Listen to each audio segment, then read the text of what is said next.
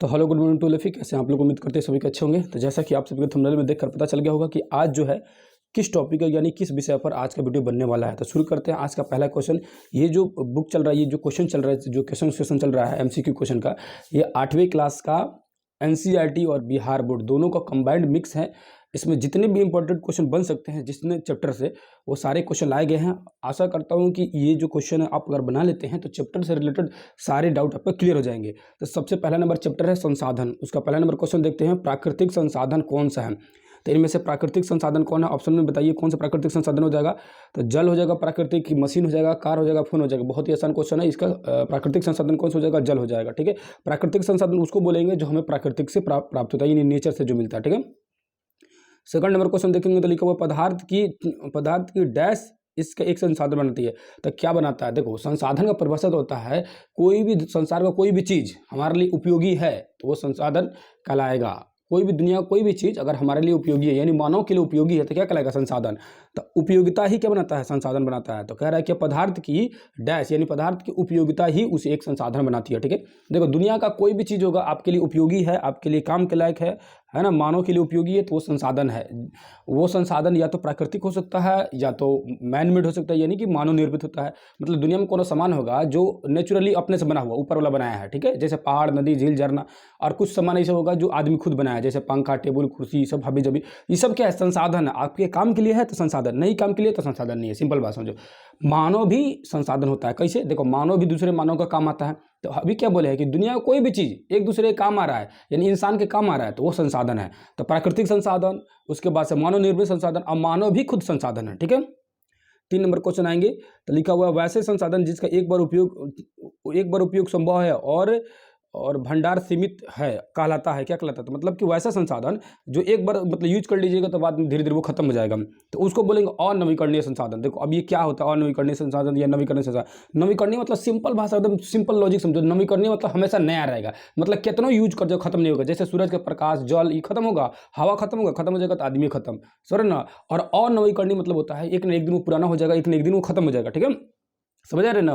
तो ये यहाँ क्वेश्चन पूछ रहा है कि वैसा संसाधन जो एक न एक दिन मतलब खत्म हो जाएगा। स्वर लगा रहा है कि वैसा संसाधन जिसका एक बार उपयोग संभव है और उसका भंडार सीमित है, मतलब कि सीमित मात्रा में है। जैसे कि पेट्रोल हो गया है ना, डीजल हो गया, कोयला हो गया, ये सब क्या चीज़ है, पेट्रोलियम पदार्थ जितने भी है ये एक न एक दिन तो खत्म हो जाएगा। ऐसे थोड़ी है कि जिंदगी भर हमेशा रहेगा, ऐसे भी पेट्रोलियम धीरे धीरे खत्म हो रहा है।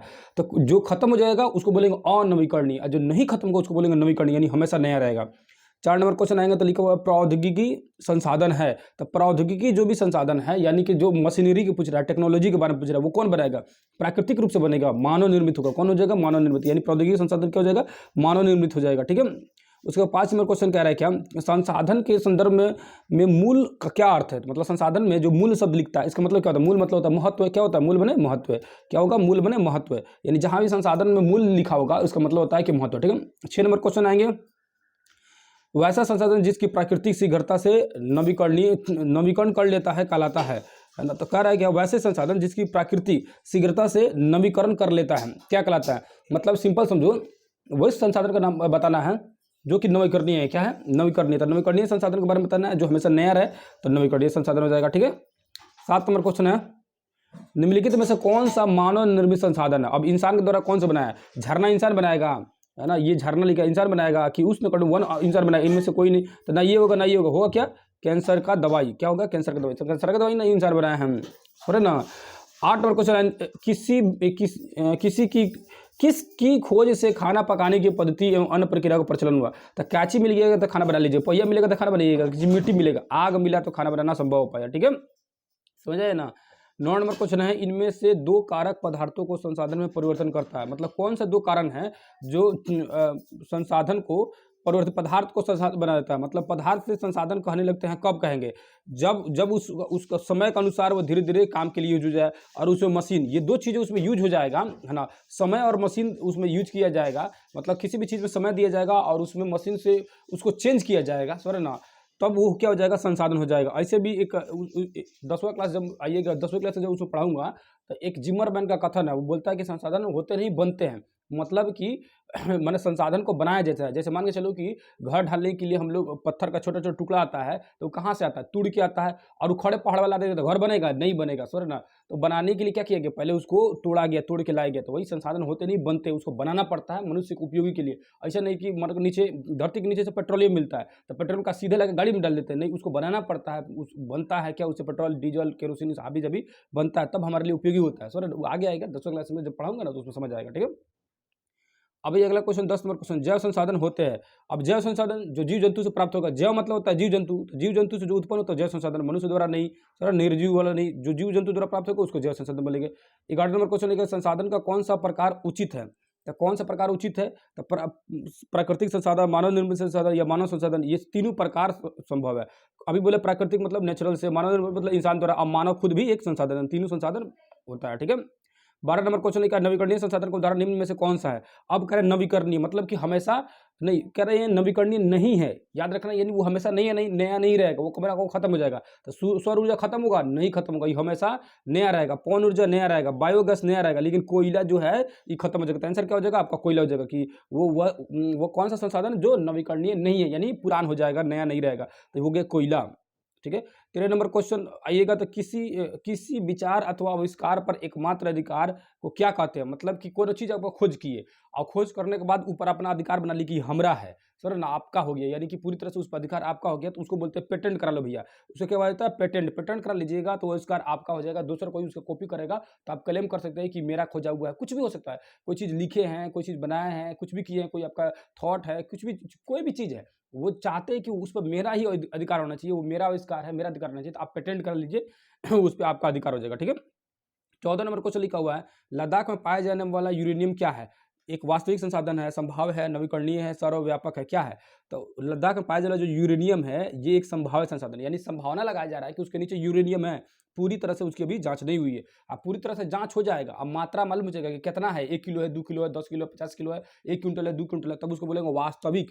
जब वास्तव में जान गए कि कितना है तो वास्तविक। अभी नहीं जाने के ऊपर भीतरिया कितना अभी मतलब यूरेनियम या जो भी चीज़ है कितना पदार्थ उसके नीचे है नहीं जानते हैं, तो उसको बोलेंगे संभाव्य। और नवीकरणीय तो मालूम है हमेशा नया रहेगा। और सर्वव्यापक मतलब होता है सभी जगह मिले, मतलब ऐसी चीज़ जो सब जगह मिले, जैसे सूरज की रोशनी हर जगह मिलेगा, सौर ऊर्जा मतलब पवन ऊर्जा हर जगह मिलेगा, जल ऊर्जा सब जगह मिलेगा, है कि नहीं।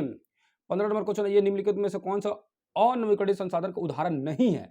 अनवीकरणीय का नहीं है का मतलब क्या पूछ रहा है, नवीकरणीय पूछ रहा है। तो नवीकरणीय कौन सा हो जाएगा, तो इनमें नवीकरणीय सीधे सीधे समझो प्राकृतिक गैस ना होगा, कोयला भी ना होगा, पेट्रोलियम भी ना होगा, क्या वन, ये क्या है नवीकरणीय है। हाई सब खत्म हो जाएगा, एक न एक दिन खत्म हो जाएगा, क्या पेट्रोलियम कोयला और प्राकृतिक गैस। और वन खत्म नहीं होगा भैया, वन खत्म हो गया तो हम लोग ऑक्सीजन कहाँ से मिलेगा, आदमी खत्म हो जाएगा, ठीक है। 16 नंबर क्वेश्चन दिया है क्या सभी संसाधन मूल्यवान होते हैं।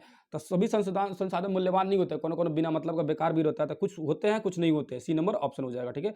17 नंबर क्वेश्चन लिखा है, वैसे संसाधन जिसकी मात्रा ज्ञात हो और वर्तमान में उसका उपयोग किया जा रहा हो वो क्या कहलाते हैं। मतलब कि अभी बताएं तुरंत, मात्रा मालूम है और उपयोग कर रहे थे, क्या बोलेंगे वास्तविक संसाधन, क्या बोलेंगे उसको वास्तविक। मात्रा नहीं रहता तो संभाव्य संसाधन, ठीक है ना। प्रयोजकता शब्द का मतलब क्या होता है, प्रयोजकता मतलब होता है उपयोगिता, सिंपल समझो, प्रयोजकता मतलब उपयोगिता, ठीक है ना। प्रयोजकता मतलब क्या होता है उपयोगिता, ठीक है। 19 नंबर क्वेश्चन है, निम्नलिखित में से अनवीकरणीय संसाधन कौन है। फिर पूछ रहा अनवीकरणीय मतलब कि नया नहीं रहेगा, पुरान हो जाएगा। तो सौर ऊर्जा पुरान होगा नहीं होगा, पवन ऊर्जा नहीं पुरान होगा, है ना, भूमिगत ऊर्जा नहीं होगा, पेट्रोलियम जो है ये पुरान हो जाएगा। तो आंसर हो जाएगा आपका सीएम, ठीक है। 20 नंबर क्वेश्चन है, निश्चित स्थान में पाए जाने वाले संसाधन को कहते हैं। निश्चित स्थान मतलब क्या होता है कि किसी खास स्थान में ही पाया जाएगा, मतलब सब जगह नहीं मिलेगा। वैसे संसाधन जो एकदम किसी खास स्थान में पाया जाएगा उसको बोलेंगे स्थानिक, मतलब वही स्थान में पाया जाना है ना, उसी स्थान में पाया जाएगा तो उसको बोलेंगे मतलब निश्चित स्थान में पाए जाने वाले संसाधन। स्वर मान्य मतलब सब जगह, स्वर व्यापक मतलब तो सभी जगह मिलेगा, स्वर सुलभ मतलब हर जगह आसानी से मिल जाएगा, ठीक है। तो निश्चित स्थान में पाए जाने वाले संसाधन क्या बोलेंगे, है ना, उसको बोला जाएगा स्थानिक संसाधन, मतलब उसी स्थान में पाया जाता है, सर ना। अब ये चैप्टर नंबर 2 देखो, जितना हो पाएगा उतने चैप्टर को कोशिश करने की कोशिश करेगा। हम कोशिश करते हैं कि 2 चैप्टर कंप्लीट कर दिए, उसी तरह और चैप्टर ला के 3-4 दिन में 8 क्लास का पूरा कंप्लीट कर दिया जाएगा। चैप्टर नंबर 2 में लिखा हुआ है ना, चैप्टर नंबर 2 देखेंगे तो लिखा हुआ है भूमि, मृदा, प्राकृतिक वनस्पति एवं वन्य जीव, ठीक है। पहला नंबर क्वेश्चन आएगा तो लिखा हुआ है कि विश्व वन दिवस कब मनाया जाता है। तो वन दिवस का ये मनाया जाता है तो 5 जून को, याद रखना 5 जून को मनाया जाता है, ठीक है ना। उसके बाद से 2 नंबर क्वेश्चन है, मृदा के निम्नीकरण में सहायक कारक कौन सा है। तो मिट्टी निम्नीकरण हो जाती है, मिट्टी खराब हो जा रही है, बर्बाद हो जा रही है, उसका कौन सा कारण है, मेन कारण क्या है। तो उपयुक्त सभी है, सब चीज़ कारण है, उपयुक्त में से सभी कारण हो जाएगा। यहाँ भले ऑप्शन दिया आपका उपयुक्त में सभी कारण हो जाएगा। मृदा का निम्नीकरण का क्या हो जाएगा? वन उन्मूलन, अतिक्षरण, रासायनिक उर्वरक, इस सभी कारणों से क्या होता है? मिट्टी निम्नीकृत हो रही है, खराब हो रही है। वन उन्मूलन मतलब होता है जंगल काट दिए, अतिक्षरण मतलब होता है मिट्टी ऑटोमेटिक कट रही है, रासायनिक उर्वरक मतलब होता है खाद बीज इतना न डाल दिए कि मिट्टी खराब हो गया। अब कह झारखंड में कितना प्रतिशत भूमि वन से घिरा हुआ है? तो भूमि जो है वन से घिरा हुआ 29%, 29% वहाँ पे एरिया में जंगल, बाकी सब एरिया में पहाड़ी वगैरह है, ठीक है। अलवन जल कितना प्रतिशत है? तो पूरी दुनिया में अलवन जल है 2.7%। इसका मतलब हो गया कि 97.3% जो है ये क्या है? लवन जल है, लवन यानी खारे पानी है 97, सर ना। 2.7% जो जल है अलवन है, इसमें से 1% मात्र पीने योग्य जल है, ठीक है, बाकी सब बर्फ के रूप में है ना। 5वां क्वेश्चन, रेगुर मिट्टी का दूसरा नाम क्या होता है? तो रेगुर मिट्टी का नाम होता है काली मिट्टी। रेगुर मिट्टी का दूसरा नाम काली मिट्टी। बैताल राष्ट्रीय उद्यान झारखंड का एकमात्र राष्ट्रीय उद्यान है। यह किस जिले में स्थित है? तो बैताल जो है ये किस जिले में है? तो लातेहार, ये बैताल राष्ट्रीय उद्यान जो है ये झारखंड के लातेहार जिले में है, ठीक है, याद रखिएगा, ठीक है। नवीकरणीय प्राकृतिक संसाधन क्या है? अब नवीकरणीय वही बात हो गई, फिर पहले चैप्टर का क्वेश्चन आ गया कि नवीकरणीय कौन सा हो जाएगा? जल, वायु, सौर ऊर्जा, ये तीन हो जाएगा नवीकरणीय, मतलब हमेशा नया रहेगा, कभी भी खराब नहीं होगा। निम्नलिखित में से कौन सी विधि तीव्र ढाल पर मृदा अपरदन को रोकने के लिए किया जाता है? अब कह रहा है क्या कि है ना, कौन सा विधि जो है, जैसे मान के चलो ये तीव्र ढाल है, इस पर खेती करना है, तो क्या करेंगे? तो इसको क्या करेंगे हम लोग? ऐसे सीढ़ी नुमा बना देंगे, ऐसे सीढ़ी नुमा बना देंगे, ऐसे सीढ़ी नुमा, समझ ना। तो इस सीढ़ी नुमा खेती को बोलते हैं समुच्च रेखीय जुताई, समुच्च रेखीय जुताई, है ना, ताकि तीव्र ढाल पे क्या हो जाएगा कि मतलब कटने से फसल बर्बाद ना हो जाए, ठीक है, समझ रहे ना। 9 नंबर क्वेश्चन आएंगे, तो लवणीय जल कहाँ पर है? तो मतलब नमक वाला जल कहाँ मिलेगा? तो महासागरों में मिलेगा, क्योंकि सारा महासागर मतलब पूरे जल का होता है, उपयुक्त में से सभी नहीं होगा। ये आंसर दिया उपयुक्त में सही, ये गलत, इसको कर लीजिए सी नंबर। लवणीय जल ज्यादातर मिलता है महासागर में ही, नदी में, नलकूप में नहीं मिलता है, ठीक है। लवणीय यानी नमक वाला जल कहाँ मिलेगा? महासागर में मिलेगा, तो ऑप्शन नंबर इसका सी कर लीजिएगा, ठीक है ना। 10 में क्वेश्चन आएगा, मृदा निर्माण के कारक क्या है? मृदा कैसे निर्माण होता है? तो मृदा का निर्माण का कारण होता है जलवायु, जलवायु से मृदा का निर्माण होता है, ठीक है। क्या होता है? जलवायु से मृदा का निर्माण होता है। 11 नंबर क्वेश्चन है, झारखंड में कितने प्रतिशत भूमि कृषि योग्य है? तो कितना भैया कृषि योग्य? तो मात्र आपका 23% जो जमीन है कृषि योग्य। कितना परसेंट? 23% जमीन जो है कृषि योग्य, बाकी सारी जमीन बेकार है, पहाड़ है, मतलब पर्वतीय भाग है। 12 नंबर क्वेश्चन देखेंगे, तो सभी जीवित जातियां जीवित रहने के लिए एक दूसरे पर निर्भर रहती है ना। इस जीवन आधारित तंत्र के क्या कहते हैं? तो इसको कहते हैं परितंत्र। क्या बोलते हैं? परितंत्र बोलते हैं। मतलब सबको ना आपस में मिल के जी रहा है, रह रहा है, मतलब एक दूसरे से डिपेंडेंट है ना, जैसे जीव जंतु सब वनस्पति एक साथ रह रहे हैं, तो उसको बोलेंगे परितंत्र, ठीक है। 13 नंबर क्वेश्चन आएंगे, मृदा संरक्षण की विधियां कौन सी है? तो मृदा संरक्षण की विधियां ये सब है, समझ ना, सब विधि मृदा संरक्षण की। मल्य बनाना, वेदिका बनाना, समुच्च रेखीय, ये सब क्या है? मृदा संरक्षण की विधि है, मतलब मिट्टी को बचाने की विधि है, समझ ना। 14 नंबर क्वेश्चन है, कपास की खेती के लिए कौन सी मृदा उपयुक्त मानी जाती है? तो कपास की खेती के लिए काली मिट्टी मानी जाती है, समझ ना, काली मिट्टी पाई जाती है कपास की मिट्टी के लिए। कपास की खेती के लिए कौन सी मिट्टी? काली मिट्टी। 15 नंबर क्वेश्चन है, भूमि का उपयोग डैश द्वारा निर्धारित किया जाता है। तो जो भूमि का उपयोग है किसके द्वारा निर्धारित किया जाता है? तो स्थलाकृति, जनसंख्या या प्रौद्योगिकी, इनमें से सभी द्वारा भूमि का उपयोग को निर्धारित किया जाता है। किसके द्वारा? भूमि का उपयोग सभी द्वारा निर्धारित किया जाता है। दक्कन पदार्थ को कौन से मिट्टी पाया जाता है? दक्कन जो है वो एरिया जो है वहाँ पे बेसाल चट्टान पाया जाता है, और बेसाल चट्टान होता है करिया रंग का। तो मिट्टी कैसे हो जाएगा? काली मिट्टी। तो कौन सी मिट्टी हो जाएगा? काली मिट्टी। याद रखिएगा, दक्कन पठार काले रंग का है तो मिट्टी भी करिया मिलेगा। जल ग्रह किसे बोलेगा? जहाँ जल है, एकमात्र हम लोग पृथ्वी तो ही है जहाँ पे जल है, ठीक है, बाकी किसी ग्रह पर जल नहीं है। रक्षक मेखलाएं कहाँ बनाई जाती है? रक्षक मेखलाएं बनाया जाएगा पहाड़ी एरिया में, मतलब रक्षक मतलब रक्षा करने के लिए मिट्टी काट के भाग मत जाए, ठीक है, उसी को बोलते हैं रक्षक मेखला। तो पहाड़ी इलाका, क्योंकि पहाड़ी इलाका ढाल होता है, वहाँ मिट्टी कट के मतलब बह जाता है, गिर जाता है, जिसके लिए क्या किया जाता है? रक्षक मेखलाएं बनाई जाती है ताकि मिट्टी नहीं कटे, ठीक है। तो ये पहाड़ी एरिया में बनाया जाता है, नहीं, शुष्क प्रदेश में बनाया जाता है, सॉरी। देखो ये पर्वतीय क्षेत्र में नहीं, यहाँ पे क्या करा है? रक्षक मेखलाएं करा है, ध्यान से देखिए, समझ रहे कि मेरे ध्यान में आ रहा था। रक्षक मेखलाएं मतलब क्या होता है ना, जैसे शुष्क एरिया है, जहाँ पर शुष्क एरिया में क्या होता है, जब खेती किया जाता है ना, तो यहाँ से हवा जब चलता है तो ये पौधा सब उड़ जाता है। तो क्या किया जाता है? बीच बीच में घास की पट्टी लगा देती है, घास की पट्टी। यहाँ मान के चलो यहाँ फसल हो गया और नहीं घास की पट्टी, फिर इधर घास की पट्टी लगा दी, फिर फसल, फिर घास की पट्टी, उसी को बोला जाता है रक्षक मेखला, सॉरी ना, उसी क्या बोलेंगे? रक्षक मेखला। ताकि क्या होगा ना, हवा तेज चलेगा शुष्क प्रदेश में ना, तो ये घास की पट्टियाँ रोक लेगा, इस पौधे को बर्बाद होने से बचा लेगा, ठीक है। 19 नंबर क्वेश्चन लिखा है, विश्व की कितनी प्रतिशत भूमि कृषि योग्य है? तो पूरी दुनिया में 11% मात्र जमीन जो है वो क्या है? कृषि योग्य है, बाकी सारे जमीन बर्बाद हो गए। सामुदायिक भूमि पर किसका अधिकार होता है? सामुदायिक भूमि पर समाज का अधिकार होता है, पूरे समुदाय का अधिकार होता है, तो किसका होगा? समाज का अधिकार हो जाएगा। सामुदायिक भूमि उसको बोलेंगे, या सामुदायिक कोई भी चीज पूरे समाज का उस पर अधिकार होता है, ठीक है। अगला नंबर क्वेश्चन आएंगे, 21 नंबर क्वेश्चन देखेंगे, डैश और डैश मृदा संसाधन के लिए दो मुख्य खतरे हैं। तो क्या है? मृदा और क्षीणता, ये दोनों क्या हो जाएगा? मिट्टी के लिए खतरा हो जाएगा, ठीक है। अगला नंबर क्वेश्चन आएंगे 22 नंबर, शुष्कधारी वन लकड़ियां होती है, कठोर और मुलायम दोनों होती है। शुष्कधारी में क्या होती है? कठोर और मुलायम दोनों होती है, ठीक है। शंकुधारी, सॉरी यहाँ पर देखिए सूक्ष्मधारी मैं बोल रहा हूँ। शंकुधारी जो मिट्टी होता है वो क्या होता है, कठोर और मुलायम दोनों होता है। 23 नंबर क्वेश्चन, वन वनस्पति को कितने भागों में बांटा गया? विश्व वनस्पति को कितने भागों में बांटा गया था? 4 भागों में बांटा गया विश्व वनस्पति को। 24 नंबर क्वेश्चन है, उच्च तापमान और अधिक वर्षा वाले क्षेत्र में मिट्टी कैसे पाई जाएगी? तो लेटराइट मिट्टी पाई जाएगी, जहाँ बारिश ज़्यादा होगा और तापमान ज़्यादा है वहाँ पर मिट्टी पाई जाएगी लेटराइट, जैसे हम लोग का भारत के केरल क्षेत्र में, ठीक है। भारत की कितनी प्रतिशत भूमि कृषि योग्य है? तो कितना परसेंट जमीन? 57%, 57% जमीन जो है कृषि योग्य पूरे भारत में, ठीक है। उसके बाद आएंगे 26 नंबर क्वेश्चन, भारत के किस प्रकार की मिट्टी ज़्यादा पाई जाती है? तो भारत में जलोढ़ मिट्टी पाई जाती है ज़्यादा, लेकिन ये ज़्यादा नहीं पूछ रहा, भारत में पूछ रहा है कौन कौन मिट्टी पाई जाती है। तो जलोढ़ भी पाई जाती है, काली भी, लेटराइट भी, सब मिट्टी पाई जाती है, तो इसमें से सभी हो जाएगा, ठीक है। लेकिन ज़्यादा पूछता है तो जलोढ़ होता है, ठीक है। 27 नंबर क्वेश्चन लिखा हुआ है कि अनावरित चट्टानों का टूटना और क्षय होना क्या कहलाता है? अनावरित चट्टानों का टूटना ये सब कहलाता है, क्या कहलाएगा? अपक्षय कहलाता है। क्या कहलाता है? अपक्षय कहलाता है, ठीक है। क्या बोलेंगे इसको? अपक्षय बोलेंगे। अगला नंबर क्वेश्चन आएंगे, सामुदायिक भूमि को डैश भी कहा जाता है। सामुदायिक भूमि को साझा संपत्ति संसाधन भी बोलेंगे। सामुदायिक मतलब सब किसी का हो गया, है ना। सामुदायिक मतलब क्या होगा? सब किसी को हो गया। 29 नंबर क्वेश्चन, अलवण जल कितने परसेंट है? मतलब कि अलवण मतलब होता है, अलवण जल जो है वो पीने वाला जल, तो पीने वाला जल इसमें 2.7 होना चाहिए, और उसमें भी पीने के लिए 1% होना चाहिए। कितना होगा? 1%, सिर्फ पीने के लिए 1%, ठीक है। 30 नंबर क्वेश्चन, स्थल मंडल, जल मंडल, वायुमंडल के बीच में जुड़े हुए, मतलब कि पूछ रहा है का, ये हो गया स्थल मंडल, ये हो गया जल मंडल, ये हो गया वायुमंडल, इसके बीच वाले क्षेत्र को क्या बोलेंगे? इसके बीच वाले क्षेत्र को बोलते हैं जैव मंडल, माने जहाँ सब मौजूद हो। स्थल मंडल, जल मंडल, वायुमंडल, उसको बोलेंगे जैव मंडल। समुद्र की खेती कहाँ होगा? तो वही हो गया समुद्र की, जो वहाँ पर बोल रहे थे समुद्र की, जो रक्षक निकला मैंने बता दिया था, जो वायु वाले क्षेत्र में होता है, यानी जो जहाँ हवा ज़्यादा चलती है, लेकिन समुद्र की होता है पर्वतीय ढाल पर, ठीक है। कहाँ हो गया? पर्वतीय ढाल पर, ठीक है।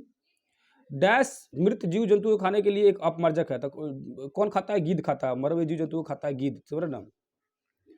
समोच्च रेखीय जुताई कहाँ होती है? तो पर्वतीय ढालों पर, अभी मैंने बताया पर्वतीय ढालों पर होता है। डैश मृत जीव जंतुओं को खाने के कारण एक अपमार्जक है, तो कौन है? मरे हुए जीव जंतु खाता है, गिद्ध खाता है। कौन खाता है? तो गिद्ध खाता है, ठीक है। 33 नंबर क्वेश्चन है, भारत में मिट्टी कितने प्रकार पाई जाती है? भारत में मिट्टी जो है 3 प्रकार की बनती है। देखो यहाँ लिखना चाहिए इसको, बनावट के आधार पर, है ना, बनावट के आधार पर 3 प्रकार से, बनावट के आधार पर 3 प्रकार, यहाँ लिखना चाहिए भारत में मिट्टी बनावट के आधार पर 3 प्रकार। कैसे? पहला होता है दोमट, है ना, दोमट नहीं होता, पहला होता है चिकनी मिट्टी, चिकनी, उस दूसरा होता है बलुई मिट्टी, और तीसरा होता है दोमट मिट्टी, ठीक है। यानी चिकनी मतलब पूरी तरह से चिकना रहेगा, और बलुई मतलब बालू की मात्रा ज़्यादा होगा, दोमट में दोनों मिक्स रहेगा, ठीक है, क्ले और बालू दोनों मिक्स रहेगा। अगला क्वेश्चन देखेंगे, रेशम कहाँ से प्राप्त होता है? तो शहतूत के पेड़ से, सब किसी को पता है, शहतूत के पेड़ पर पाया जाता है रेशम के कीड़ा, ठीक है। ये हो गया 2 नंबर चैप्टर कंप्लीट, यानी 1 और 2 दोनों अध्याय कंप्लीट हो गया। इसी के साथ तीसरा चैप्टर भी लाया जाएगा, चौथा चैप्टर भी लाया जाएगा, सारे चैप्टर को एक एक करके कंप्लीट किया जाएगा, ठीक है ना। तो आशा करते हैं वीडियो आपके लिए बहुत ज़्यादा उपयोगफुल हुआ होगा। तो ना फिर इसी तरह और सारे क्लास देखने के लिए हमारे साथ जुड़े रहिएगा, है ना। फिर दूसरे किसी क्लास में मिलेंगे, तब तक के लिए धन्यवाद, नमस्कार, अस्सलाम वालेकुम, जय हिंद, जय भारत।